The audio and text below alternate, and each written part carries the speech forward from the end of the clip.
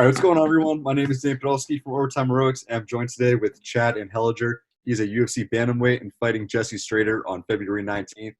Chad, thank you so much for taking the time. How's everything been going? Awesome, man. Training camp has just been fantastic. Everything's just in line for a fantastic UFC debut. I'm excited. How did the fight with Jesse Strader come together? Did they offer you names, or is he just making the most sense for you? Yeah, no, just an offer came through. They gave me the guy, gave me the date. It went to my management. They said, "Hey, how do you feel about this?" Me and my coach loved it, and that was a wrap. Yeah, it took no more than 10 minutes to say yes. So. Have you gone to watch any of his previous fights, and is that a big part of how you train? He only has 7 pro MMA fights. Yeah, I watched them. You always want to make sure there's nothing that specific you need to watch out for or deal with. I don't really believe that you need to study your opponent to death. You're just gonna end up hurting yourself doing that. But I mean, we watched for a few things that I know that he likes to use, and just make sure that I'm not going to get caught like some of his previous opponents did. And yeah, I just love the matchup because I think he's a pretty exciting fighter, and that's what I really want. Especially my last fight was such a heavy grappling defense fight. I didn't really get to show what I do best, and I'm really thinking this fight I'll get a chance to show it. And going back to that last fight, when you're sitting back there waiting for Dana to let you know whether or not you got the contract, it's not always that guys, especially coming off split decisions, will get that contract. Did you think you were going to get it? Man, I was back and forth. I felt great after the fight because I really dug deep and showed that I have what it takes to deal with that fighting style. And I mean, a lot of guys are great fighters, but they can't deal with that style, and it shuts them down a lot. And there's a lot of those guys in the UFC that are really grappling heavy, and it kind of shows if you're ready or not ready. And my previous work, I got a lot of knockouts, fancy finishes, so I felt good about that. And then I was able to show I can handle these guys that are real grappling heavy style. So I really thought it did kind of round out my resume, even though the fight itself, I wish a little more had happened, but nobody knows fighting more than those guys, and they said I did enough, so I felt pretty good about it. And when you look at your career, you have 6 knockouts, 3 subs. You're talking about you've had the fancy finishes, but you out-grappled, Moon Gafarov, if I'm saying the name right, in the last fight. Would you consider yourself to be stronger, in the stand-up or as a grappler? It's funny because my whole career has just been training to sprawl and brawl because I always had the edge in the stand-up. I still feel like I do, but I've spent so many training camps and so long training against the grappling that I'm kind of finally starting to click in my own head that, hey, I'm a pretty good grappler myself. And it gives me a bit of confidence so I can use it more offensively going forward. But yeah, I'm just pretty good all around, and it gives me a lot of confidence going into these fights. So I don't have to overthink what he's going to do, what his game plan is. I just know that I'm going to win whichever way it is. Yeah, and I know you started your career 2-5, 5 submission losses. That is something that most fighters can't come back from. What allowed you to make that change, and especially like in your last fight, your grappling was excellent. Yeah, I mean, I just didn't have an amateur career. I had one amateur fight, so that whole 2-5, that all should have happened in my amateur career, and I had a lot to learn.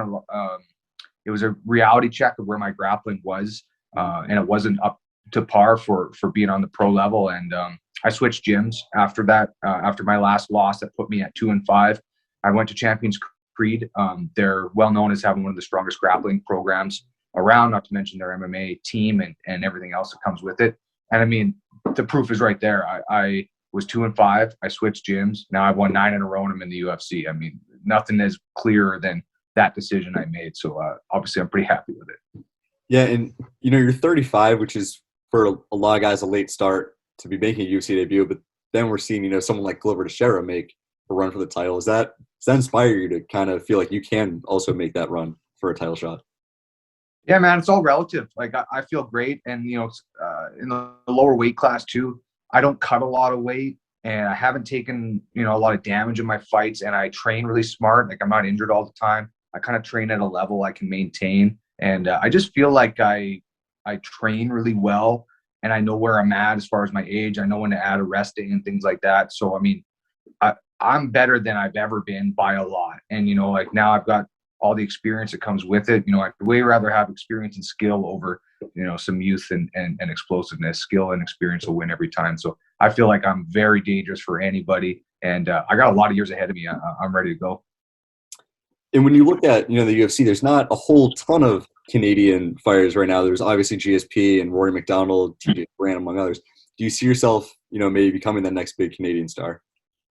I think so. I think a lot of people can relate to me and my story and how I kind of took the long road to get there. My fight style, my training style, and my record and my path are all really similar. It's just kind of like a hardworking mentality I've had, and never give up. And I can push through fights that way. I push through my bad record that way. I just keep kind of pounding away at it, and I think a lot of people can relate to that. So I'm hoping to gain some more fans after a big knockout win. And I mentioned you were a big underdog when you fought on the Contender series, but this fight you're coming in as, I think, a minus 300 favorite. Did that change anything in your mentality? Doesn't change anything in my mentality, but obviously everybody else has changed their tune a little bit. I don't know what was so different or impressive over that last fight, but yeah, people have sure changed their tune on me. So I know it's good to see and good to hear, but that stuff doesn't mean nothing to me. If it did, I wouldn't have won my last fight. So fair enough. And I think just my final question, if you all goes well and you beat Jesse Strader, how active do you want to be in 2022? Yeah, real active. Yeah, definitely. Like I'm healthy. I feel great. I really think that a big win is going to really keep my momentum rolling, and momentum in this sport is really important. And I want to just keep rolling it and get right back in there right away.